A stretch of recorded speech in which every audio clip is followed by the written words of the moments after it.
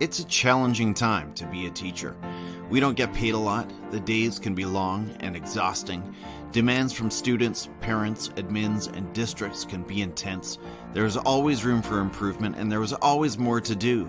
There are always new procedures to learn, new programs to run, new strategies to master. But it's when our fire burns the lowest that we remember our purpose.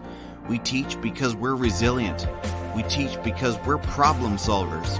We teach because investing in kids is one of the highest callings we can imagine. We teach because we know that the classroom can be a place of magic and possibility. We teach because we have an unquenchable fire for learning and a passion to share it. We teach because our colleagues are some of the best human beings we will ever meet. We teach because we have an opportunity to influence the global citizens that will make this world a better place. If you're still on fire for learning and growth, join the Teachers on Fire Roundtable for conversations that will warm your heart, spark your thinking, and ignite your practice. You'll hear from real people and real educators with real solutions, not make-believe perfection, but ideas, inspiration, and a path toward change and transformation in K-12 education today. My name is Tim Cavey.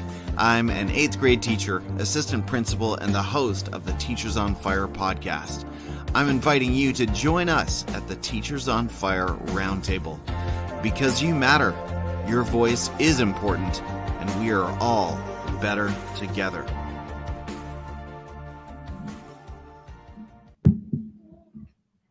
Good morning, Teachers on Fire. Welcome back to another conversation that will warm your heart, spark your thinking, and ignite your professional practice. My name is Tim Cavey. I'm a middle school vice principal and the host of the Teachers on Fire podcast. And I'm joined with a friend and fellow podcaster this morning. And I must say, a man who shares a wonderful haircut, a hairstyle, I have to say. Let's get that out there right away. Yes, it is bright in here. Happy to have Dan Kreiness, Dr. Dan Kreiness, in studio with me this morning. So just a quick introduction to Dan.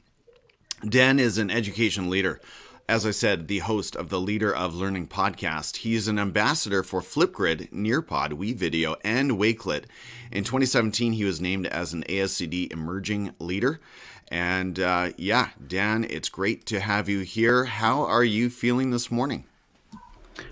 I'm good. I'm starting to get into the holiday spirit. Now, I know you've gone on your holiday break already, Tim, but we have a few days left, so we're kind of just starting that countdown. We got Monday, Tuesday, Wednesday, and a half day Thursday next week left, but we'll get through it. And just looking forward to a little bit of a break, time off, and time with family and friends. 100%. It's going to be so good. And this sort of feels like my first day. Yesterday was my first official day of holidays, but I had a few things to wrap up connected with school. And so I was doing some work throughout the afternoon after a wonderful sleep in, I will say, got that in. Now, today I'm fully in vacation mode and it feels really good. As you noted off air before the show, we got a little bit of a snowfall last night. It's feeling like the holidays for sure. Well, if you are joining us live, thank you so much. Hello to you. Would you check in? Let us know where you are joining from this morning. Where are you viewing from? And what is life looking like in your world? Dan, I'm going to start you off with a similar kind of a question, and it sort of comes at the end of 2021. You're the last show, my last guest of the year, by the way, which is really special, or special for me anyway. I hope it's special for you. But how are you feeling collectively? We're going to get into sort of the last few months for you in a moment, but just in general, if 1 is burnout and 5 is on fire, how are you feeling today?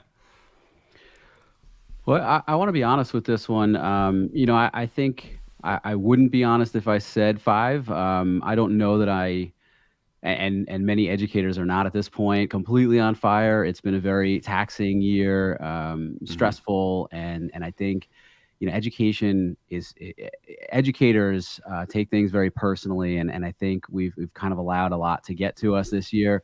But I'm better than where I was maybe a couple months ago. So I would probably go with a solid 4.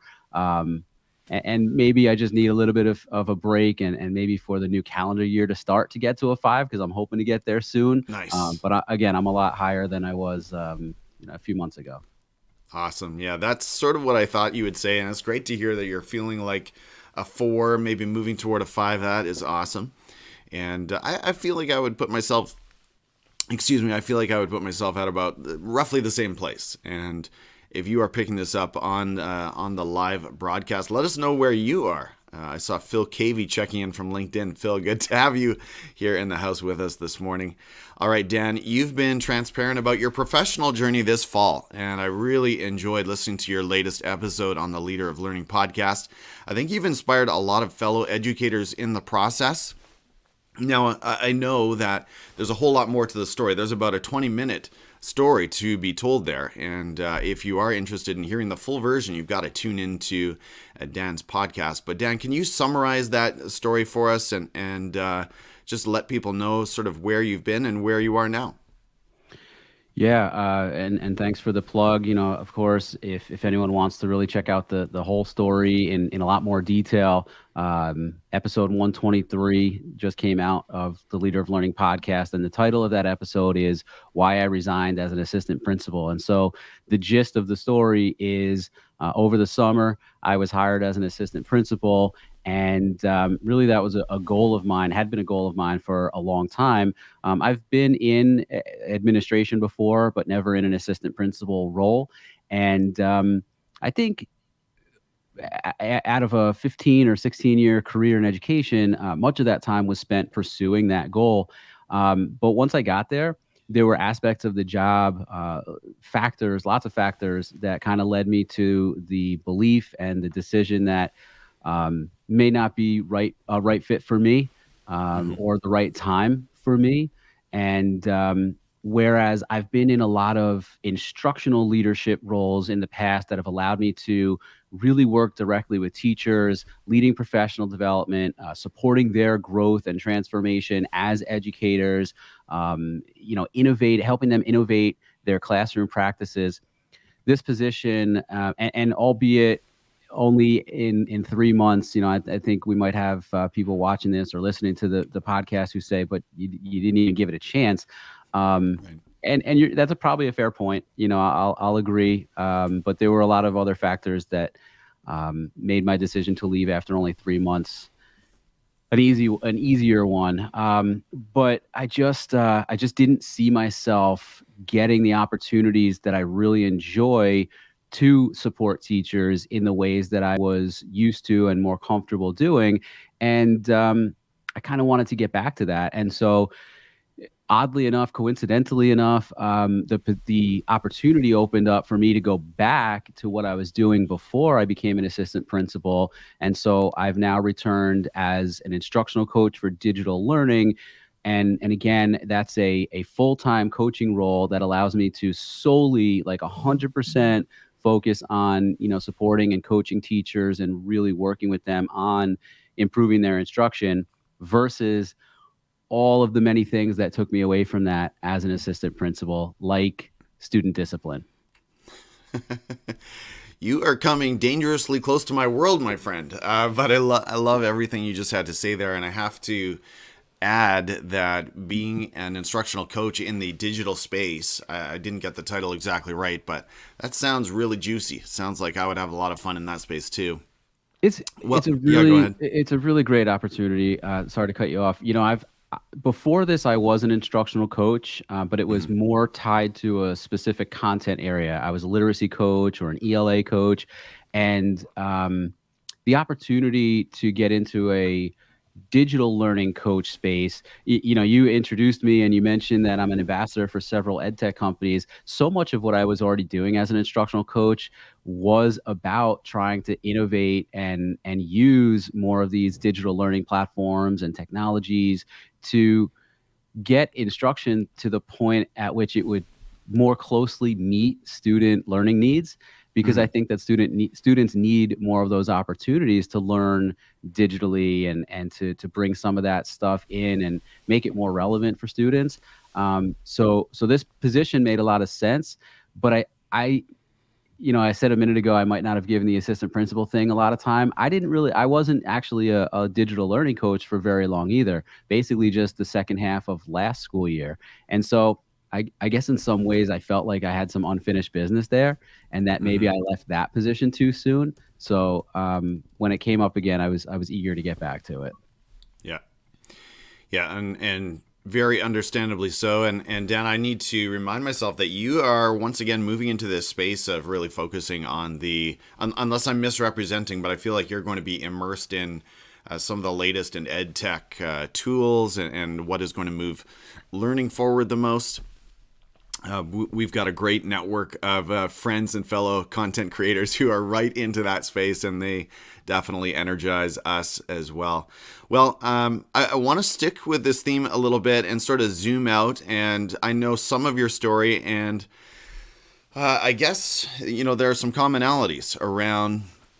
We've both got the professional stream, let's say, that we're focused on, and you've moved forward quite well in. You've gotten the PhD. Congratulations again on that. I was honored to watch your dissertation defense live, which was really, really cool. You've got the family. You've got the obviously the school responsibilities, and then the content creation. So I want to ask you this question. I'm very interested in your thoughts.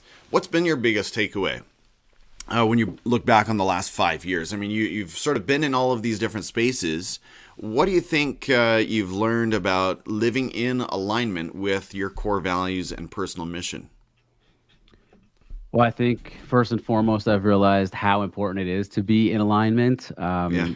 This was actually the second administrative opportunity I've had over the last few years that didn't work out. And interesting what Dr. Rhodes is writing there too, and maybe some similar experiences. But ultimately, for me, I think what I've learned is timing is everything. And I said on my podcast episode where I kind of opened up and talked about why I resigned as an assistant principal. I did mention the timing of it, and I said that I wouldn't surprise myself if I tried to get back into an AP role down the road, maybe sooner rather than later. But I just don't know that this was the right time for lots of reasons. Like you mentioned, my family, I still have fairly young kids, an 11-year-old and a 7-year-old, and I definitely want to be around for their homework help and their school events and sporting events and everything. So maybe when they're a little bit older, I don't know. Maybe when I get an opportunity that's a little bit closer to home. The commute was really, really rough. And so I just think that if and when I go for another opportunity, whether it's in my district or not, really taking a much harder look at the timing, the circumstances surrounding the role, where I'm at in my life, professionally and personally, but also where my family is as well. And not to give too much away, I guess, but I did share something on my podcast that I wasn't super public about before I released that episode, which is health issues as well. In a lot of ways, I think of myself as a pretty healthy person. However, over the past 3 years, 2 times I've had physicals done, and the doctor has come back and said that there are some numbers in my blood work that aren't really looking too good, namely my blood sugar and my cholesterol level. And I do have diabetes that runs in my family, and my blood sugar level right now is at a stage where it's considered pre-diabetic. And so I do need to be careful of that. And I'm not sure that, well, let me just say that I think the position that I've gone back to now and the lifestyle that I've gone back to will help in terms of not just the mental health, but the physical health as well. Thank you for that. And I want to stick with that theme too, because every educator sort of has their go-to apps and tools and rhythms and routines and daily practices that sort of keep that fire burning, or at least I hope they do, right? Ideally they do. And I'm always interested to hear what other people are doing. I know it's been an interesting journey for you this fall. Maybe you feel like this break is a good time to sort of reconstitute, but tell us about one daily practice that you rely on that really keeps your fire burning. I think I'd be remiss if I didn't say that the daily practice, or really more generally, like just the lifestyle practice of trying to balance work and home, balance family and professional responsibilities, personal and professional. when people, you mentioned before, it's still fairly recent, I guess, that I earned my doctorate degree, although it'll be almost 2 years, I think. A lot of people ask me, how did you do that? How long did it take you? All this stuff. I mean, I was working on it for 4 years, and during those 4 years, and especially as I was, well, hey, Liv, especially as I was getting closer to the end and really trying to put the finishing touches on and defend my dissertation, it was hard, definitely hard. Hmm. And there were times where my family would be doing things when I couldn't. I had to stay home and get my work done. There were times where my family and I would be out somewhere and I would still have to do work. I remember there was one time we went on sort of like a day trip or an overnight trip to Sesame Place in Pennsylvania. And it's within driving distance, a few hours away, but within driving distance. While we were there, and we even met up with other people there, I had to excuse myself and sit in one of their fast food restaurant like cafeteria areas and get homework done, or maybe work on my dissertation writing or something. And so I was able to balance it. I'm not exactly sure how, but I think those are some suggestions that I have, is to really just prioritize and understand what may need to be put to the side at certain times, and what can't be, what needs to come first.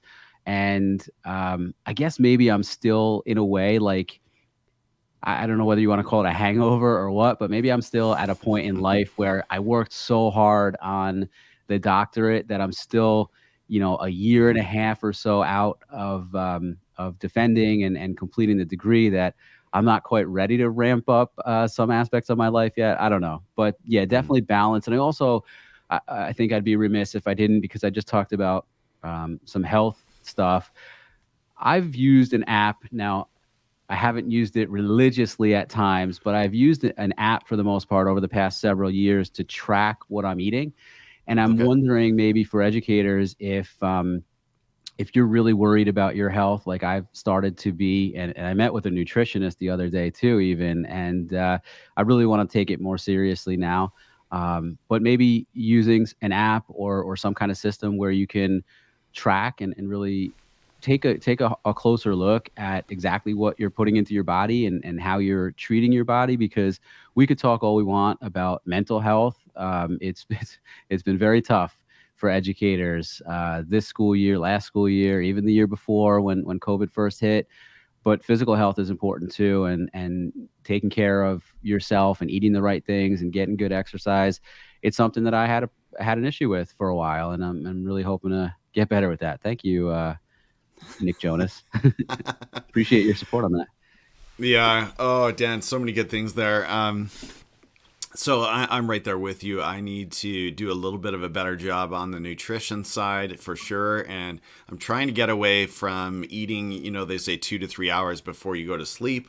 And I'm trying to cut back on some of the salt. My issue is high blood pressure. I got to keep my blood pressure numbers down, and so I'm resolved to eat or drink more leafy greens in the morning and all those good things. One person who's done some really good work this year that I'm sure you've come across as well is George Couros, and Yeah.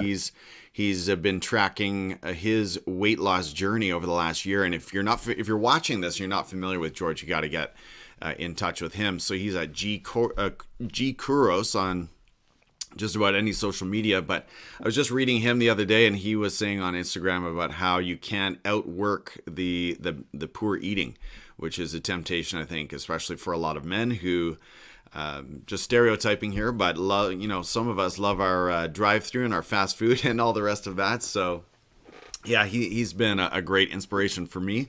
I'm on a journey of one more push-up a day right now, and yesterday was about day 92 or something like that. So I'm trying to push myself with that daily practice of just continuing on one more each day. I want to pause for a moment and say hi to a bunch of friends joining us. Sarah joining us from LinkedIn. Thanks for watching this morning, Sarah. Matt Rhodes, we already shared from him on Facebook. Livia's on Facebook as well. Livia says, great point to take care of our physical bodies too. Livia's an active ringette player and coach. So she does a great job of that. Eric says, Dan, great work with your most recent episode. Sounds like you made a great decision. Happy holidays to both of you. Thank you so much to our good friend Eric Geis. And Eric, speaking of friends who are in the ed tech space, Eric is one of the producers of the We Got Teched or Got Teched podcast. Correct me there, Dan, if I've got that wrong. But Yeah, got tech. Yep. Got Teched, and they just finished their 12 days of Christmas, I think, on the Got Teched side. So I was watching one of those videos last night, in fact. Well, I'll take this opportunity to say thank you to our viewers. If you are joining us live or on the replay, be sure to subscribe. That's the single best thing you can do to support the show. Dan, zooming out, big question here, I know, but zooming out on the state of K-12 education, what stands out to you from 2021? What do you think was the most significant? There's a lot there. Yeah. I think the most significant thing is, like I already said, social emotional learning, social emotional well-being of students and staff. And I'm going to be honest, I've been disappointed with the response of everyone, educators and non-educators. And the reason I've been disappointed is because I thought that in the early parts of 2021, let's call it last school year, right? So as people were starting to know about you, I know there were still a lot of schools and districts that were remote for at least some to most or even all of last school year. We were not. We were back in person. And I just felt like everyone was saying the right thing.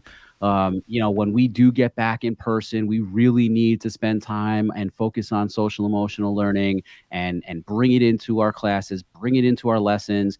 Don't hit so hard with the content, connections before content, right? But to be honest, I think we've already forgotten about that. And I do think that that's one of the biggest reasons why we've been struggling so much in 2021 is we focus too much on learning loss, or we focus too much on getting away from some of the practices that helped us through the remote learning and the toughest times, I think, that COVID and the pandemic presented to us. And now, in a lot of ways, again, I don't know about your experience, or maybe live viewers can help us out, throw in a comment, correct me if I'm wrong. I think we've gotten too far back to just content now. And I don't know that we did what we said we were going to do, which is to really focus on SEL and really pay attention to student and staff mental health and emotional support. And I think that's in a lot of ways why we're seeing everything from, and Tim, I don't know if you have this in Canada or not. I don't know how widespread it was. Just yesterday, a lot of schools were worried and concerned about this nationwide. No, it was a TikTok threat scare where there was, just like the TikTok challenges that were going around a couple of months ago with vandalizing bathrooms. There must have been one yesterday that was like National Shoot Up Your School Day. And I don't think it was real or true, but it spread in many districts, like the one that I work in and the one that I live in, sent out messages to say that they were gonna beef up police presence at the schools. I didn't necessarily notice this where I work, but where I live, my son is in 6th grade, and he tracked how many students were in each of his classes yesterday. I think at most he had about 10 to 15 students in his classes, and at the least he had only 4. So there were a lot of parents who were concerned enough to not send their kids to school. So we're seeing potentially dangerous threats and situations at our schools to educators leaving their schools and leaving the profession. Now, in my situation, I did leave a situation that I wasn't super comfortable in at this time. I didn't leave the profession, and I actually kept thinking about, I don't know if you're connected with him, Tim. You probably see a lot of his stuff on Twitter, especially. But Principal L, I don't know how to pronounce his first name. Salome, I think.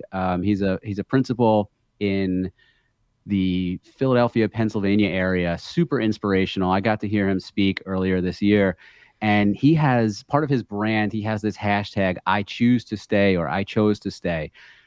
I'm choosing to stay in education. That's where I think I need to be. And I can't see myself doing anything else. But I did leave one opportunity, one experience for another to Hmm. make the situation better for me and my family. And my hope is that before educators really leave the profession, maybe try and find something else that will fulfill them better than the current situation they're in. Maybe it's as a classroom teacher or maybe an administrator.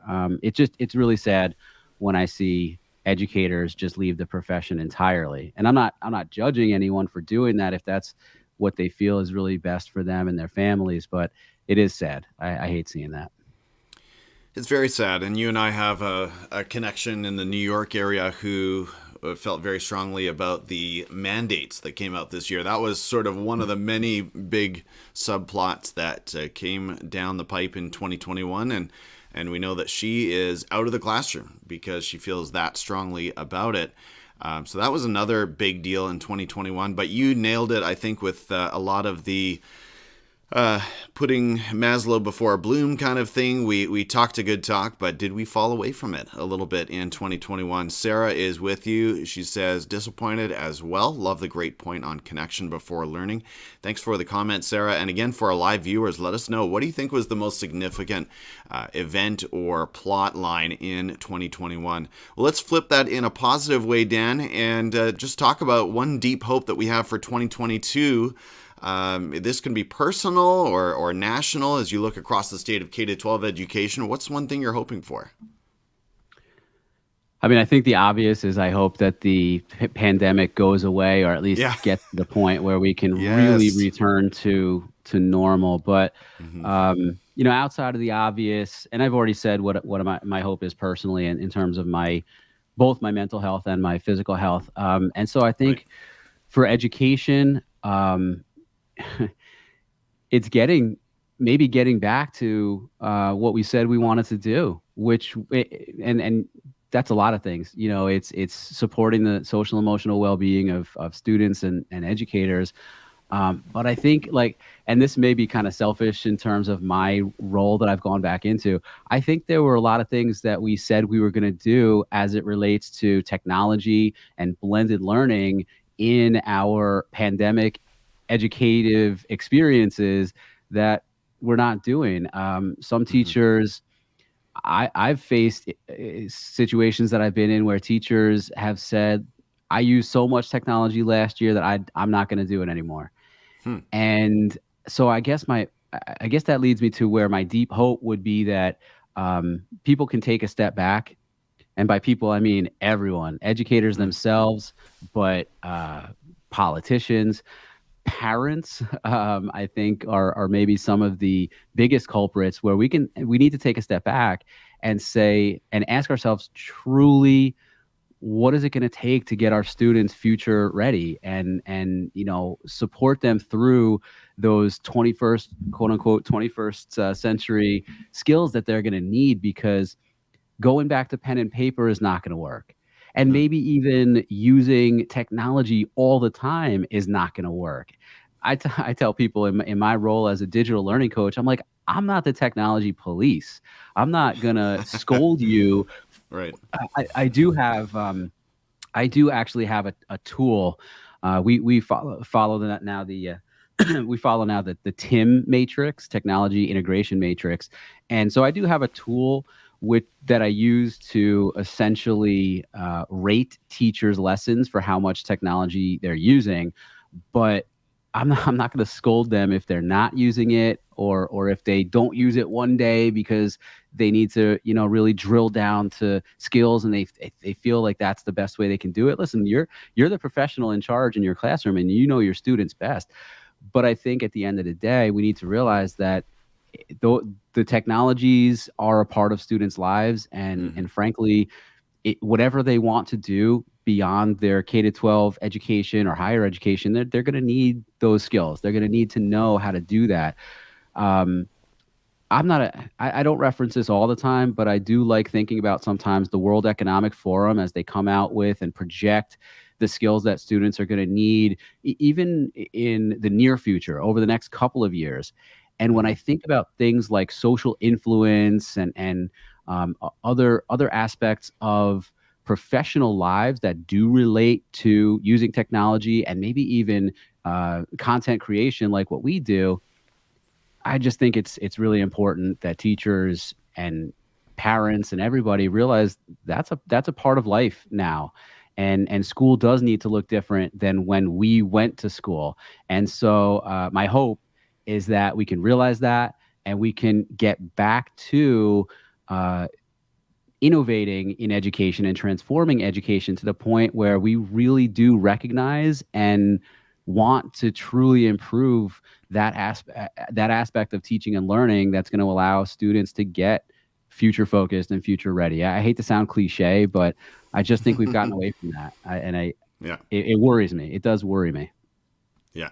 Well said. A lot of things that I am passionate about there as well. If you are joining us live, let us know. Here's the question again. What is one deep hope that you have for 2022? I'm sure there are many things for you as well, but let us know in the chat. What's one thing you're hoping to see in the coming school year? We've got a couple of comments here. Sarah says, wow, the biggest takeaway, how our personal awakening shifted toward the demand of connection. And Livia says, I was just telling my grade 4-5 students yesterday how important it is to develop their emotional quotient. All right. I love Sarah's comment.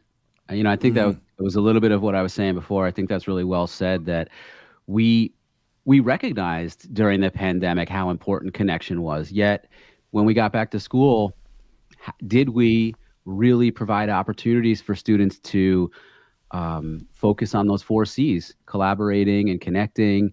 And I can say that I'm not sure we did. I don't know about you or anyone watching, but I'm just not sure. Yeah, here in our jurisdiction of British Columbia, it's been pretty good. Last year was all in person, just like you. And this year we're still masked all day, which constantly makes me sad as an educator who loves interacting with kids. But in general, we've been able to loosen restrictions a little bit, and we actually had a really amazing year for a building that with a capacity of 1,000 people. Basically, out of curiosity, in Canada, where are you guys at with children 5 through 11 getting vaccinated? Yeah, it's now green light, but not certainly not I don't think it's mandated anywhere. So, yeah, it's green light for children under 12. So I feel like we're probably a month or two behind the United States in terms of policy in some senses, but that's where you are as well, right? In the Connecticut, New Jersey, New York area. Yeah, I think it's been about a month now that the vaccine has been available for kids that age, and my hope is that I'm going to stay out of the political debate. I don't know necessarily. I have mixed feelings about whether or not schools should mandate the vaccine for attendance or for enrollment for kids who are that age. But I do hope that as more and more school-aged kids get vaccinated, that we will be able to ease up on the restrictions even more. I don't know about you, but right now we're seeing more schools shutting down around the holiday time. I remember that last year, while we were in person all year in the schools that I worked in my district, we did close down, or not close down, but we went remote for the couple of weeks leading up to the Christmas break, the holiday break. And we haven't had to, but I am seeing other areas who are doing that. And I do know that in my district, we are struggling through several COVID cases and quarantining among staff and students that are making the final days leading up to the break pretty difficult, to cover classes and really provide the kind of education that we want to when everyone is in person. So, yeah. And I might have been a little bit mistaken there in terms of 2 or 3 months ago. If the vaccine has only been green lighted for children under 12 a month ago in your area, I'm sure we're something like that. You, so. Yeah, my own kids have now received both doses. As a matter of fact, today they're fully vaccinated. So it's been 2 weeks since their second dose, and 3 weeks prior to that was their first. So somewhere around maybe a month and a half to 2 months that the kids have been eligible for it. Mm-hmm. Well, teachers here in the, again, I'm up in British Columbia in the Pacific Northwest. Teachers across this province have not been mandated, but I would say at my school and many that I know, the participation rate seems to be, I mean, we're not asking teachers, we're giving them that space, but it seems to be quite high, close to 100%. And so I think that's contributed to a really safe community through the year, and I'm very thankful for that. Well, let's march on. We could, again, all of that, the vaccine talk was simply around, and I hope YouTube doesn't flag this video since we've been saying the word so many times, but all of that coming with a concern about community and about relationship and connection. This is a people business, and that's the thing that makes us sad as educators when all of these safety protocols get in the way of that. But I've been very proud, I think we both are, of our respective communities and how we sort of fought through that. We've got some ground to make up for sure, but looking forward to more. And even just, I can tell you, even just having big assemblies in the gym again this year has been a breath of fresh air. That's been really good. Yes, kids are still wearing masks, but we're taking a step forward. Dan, are you doing all right for time? Yeah. I've got a few more questions to get to you here, and I know you specialize in instructional coaching. That's something that also interests me. So selfishly, I wanted to ask this question. You've supported educators in different contexts and capacities in recent years. What do you think have been the greatest moments of joy and actualization, and what do you hope to do in the future in terms of supporting teachers?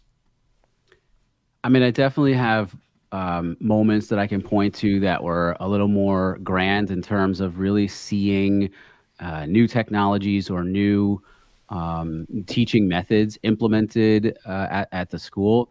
But I think if I'm being totally honest, it's the small moments that really stick out to me. And by small moments, I mean basically shifting someone's mindset from, Yes. you know, I'm so comfortable doing what I've always done, or having a very fixed mindset of like, I just don't see myself being able to use that technology or Mm-hmm. implement that instructional strategy. So when I can really sense a shift in a teacher, I love that. And one example is I just met with a teacher the other day who is now really eager to start implementing station rotations.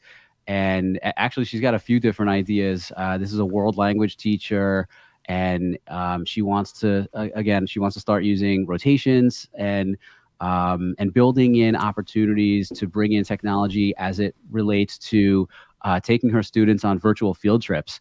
And I'm not exactly sure, I guess, what inspired or what spurred on this, the timing of this newfound passion for doing these things. But those are the moments that really I thrive on. And, that's what makes my job as a coach fulfilling, rewarding for me. But So cool.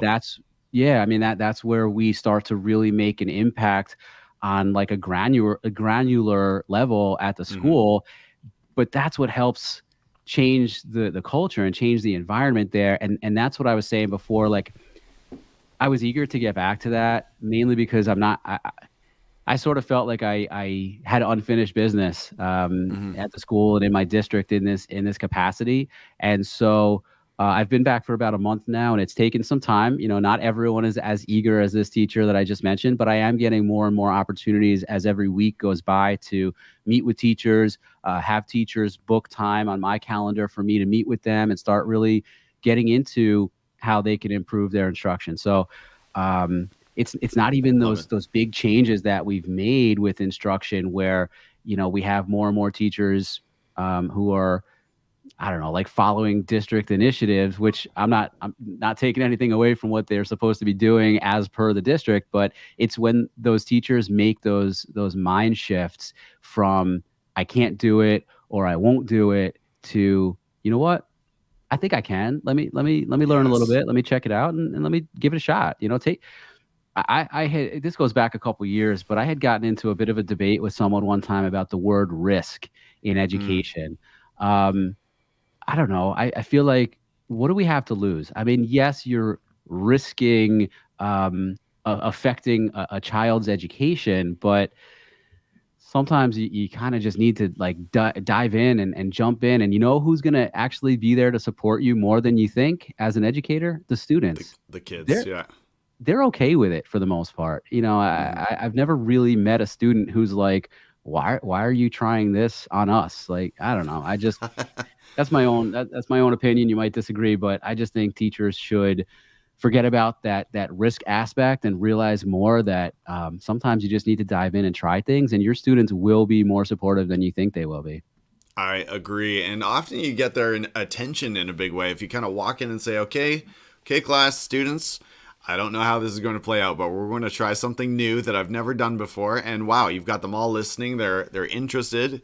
What's going to happen? What are you going to try? And to be I honest, love, it's way yeah. better than coming in and doing the same thing you've always done. Because Oh, yeah.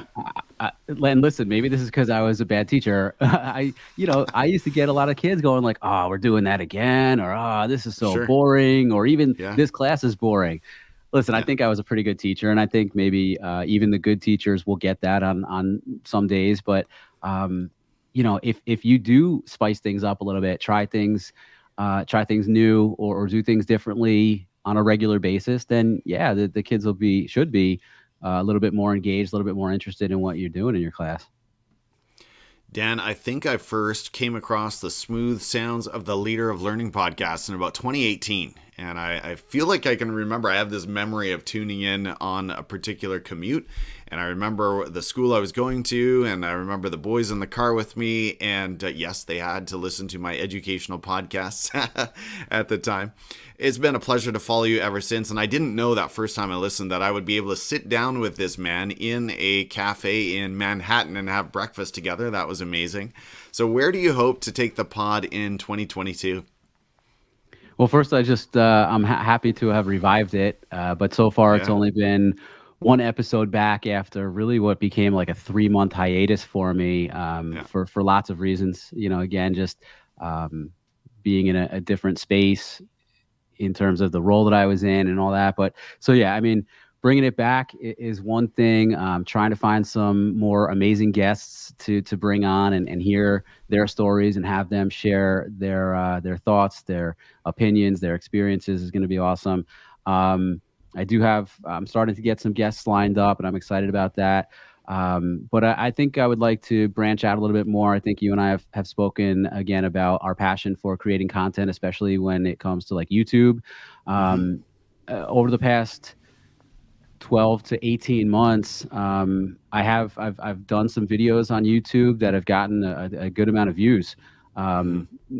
Not counting my dissertation defense video, which is up to like almost 15,000 views at this point. There are some tutorial videos that I've made and things that I've done on YouTube, and I think that for me and the Leader of Learning brand, I think that I would like to do some of that more.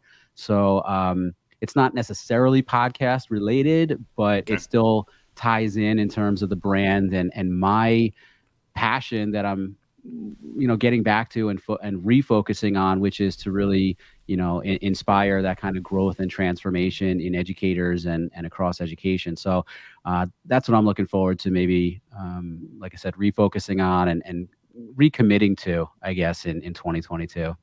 Mm-hmm.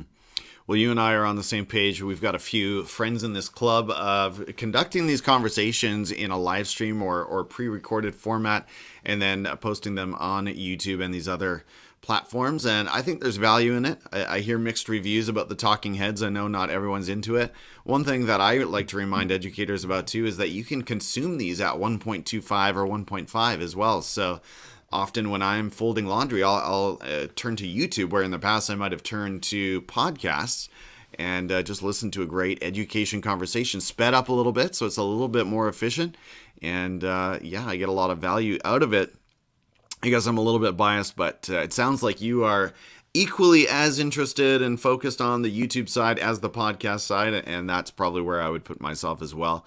Well, Mhm. one more question before we start to do some wrap-up questions, Dan. The media landscape of professional learning and networking was really interesting in 2021. We saw some big changes. We saw a rise in educators on TikTok And we also saw the whole real-time audio spectrum light up. And I'm thinking here of Clubhouse, and that feels like a long time ago now, but I think that was the spring of 2021, wasn't it? That Yeah. Clubhouse came out in full force, and then following it, we saw Spotify Green Room, which never really got lift off, and we've seen Twitter Spaces, which is now sort of gaining a little bit of traction.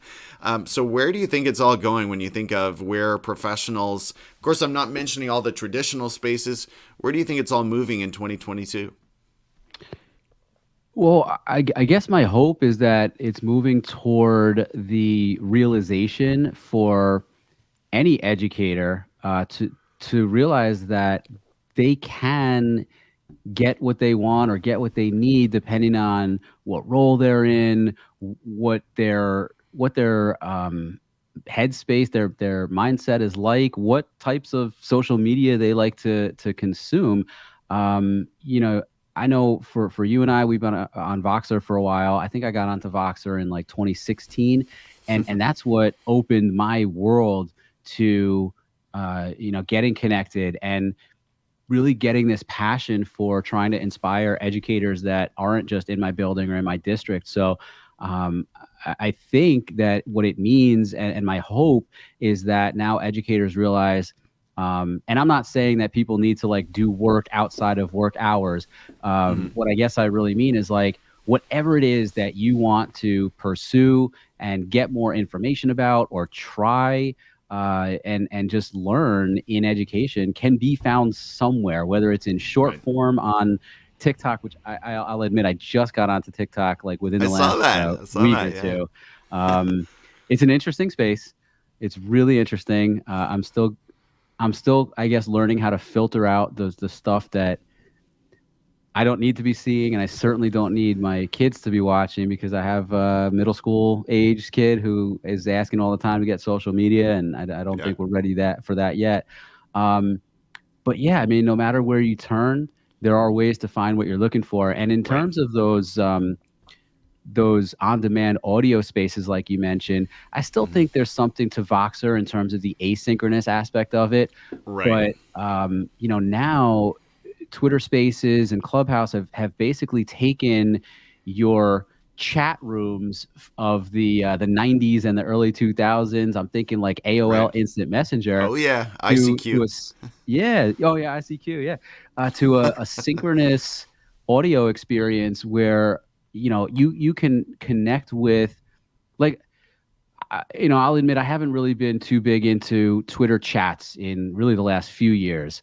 I don't know why. I don't know, kind of lost my passion for them, I guess. But I've seen now Twitter chats that were traditionally a literal chat when it comes to, like, there was a question posted and the people had to retweet or respond to it in writing. But I'm seeing some of them move more toward the audio space, and I think that's a really cool shift. And again, it's almost like we talk about how students learn best.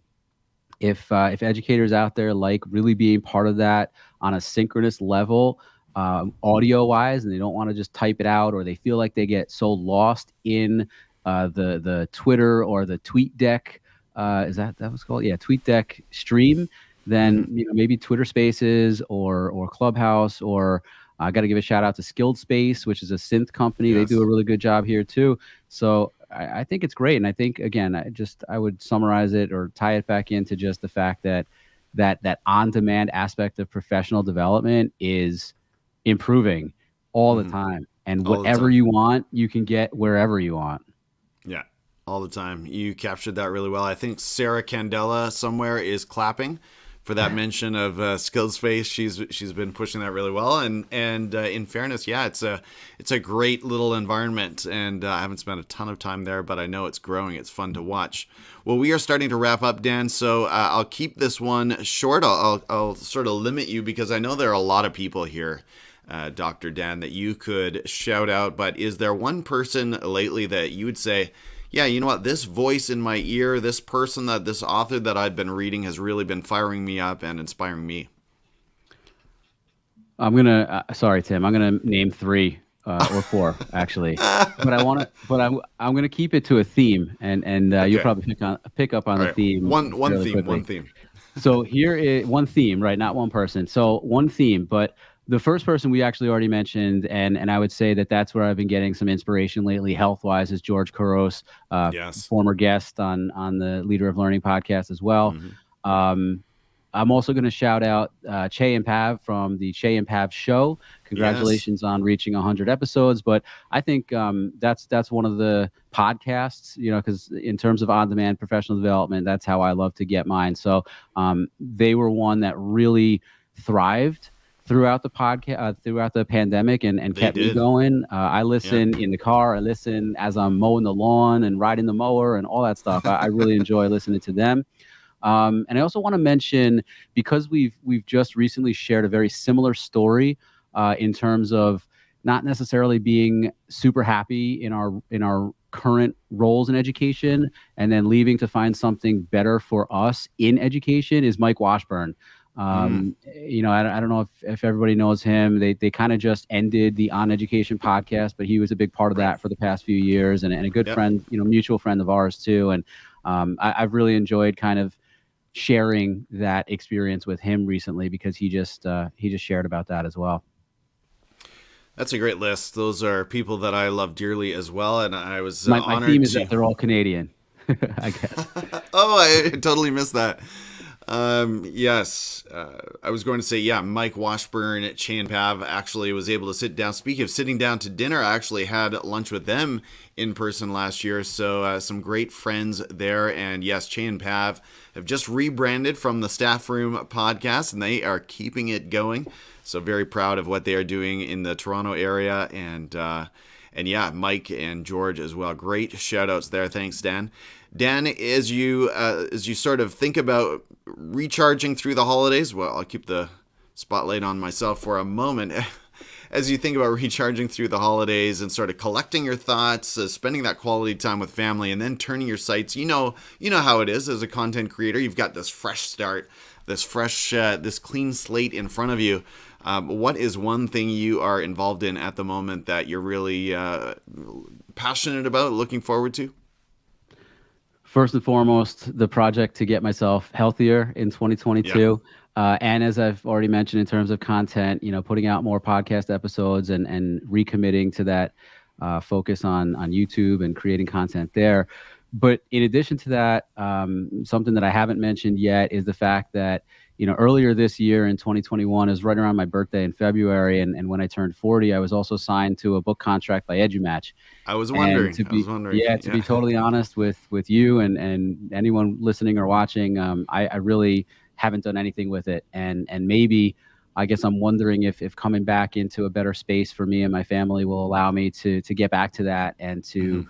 refocus and recommit on that project as well. So I guess stay tuned in 2022 to see how I do with that. I'd actually love for you, Tim, and anyone watching, please, no matter how closely we're connected or not, hold me to it. Keep me honest with it, because that's definitely something I should really get back to. And I even my wife actually has asked me, like, are you going to get back to the podcasting and the writing and all the stuff that you were trying to do? And I haven't necessarily had a great answer for her yet, I guess. But since you asked me and put me on the spot here too, I think I'm realizing that maybe that's something I really need to get back to. If Well, everybody's asking me about it, well, you didn't directly ask me, but yeah, no, I think I need to get back to that.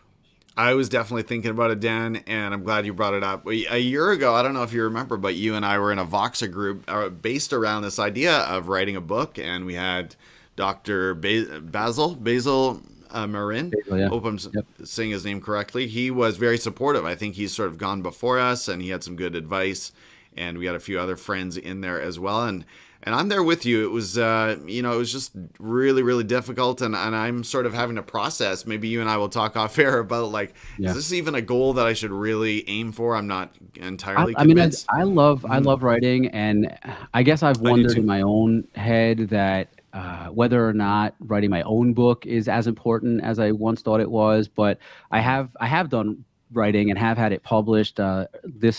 This year in 2021, I think it was this year, I was part of the 100 things that all teachers should stop doing. And then Okay, yeah. early in 2022, I do have a chapter coming out in the next edition of the series, which is 100 things that all leaders or administrators should stop doing. And my chapter has to do with that leaders should stop expecting respect just because they have the title that they have. So I'm pretty proud of the writing that I did on that. I'm hoping that once that book comes out, that people will enjoy it as much as I did writing it. So I have kept up with the writing a little bit, but in terms of writing my own, no, not so much.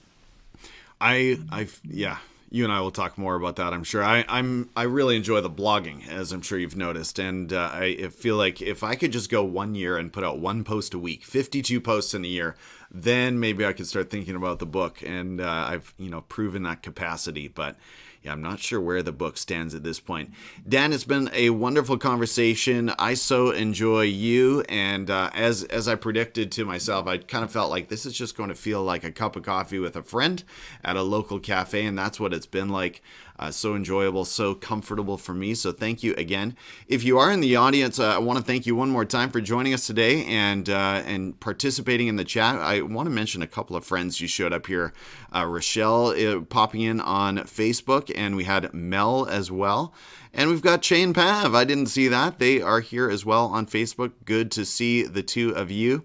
So Dan, let the viewers know how can they reach out and connect with your work? Maybe they're watching, maybe they're a faithful Teachers on Fire viewer, and they're saying, who's this other handsome bald man with glasses? By the way, the viewers have been very kind to us. No comments about it's bright in here or the reflection or the extra lights. I think I've gotten pretty good at handling the reflection aspect.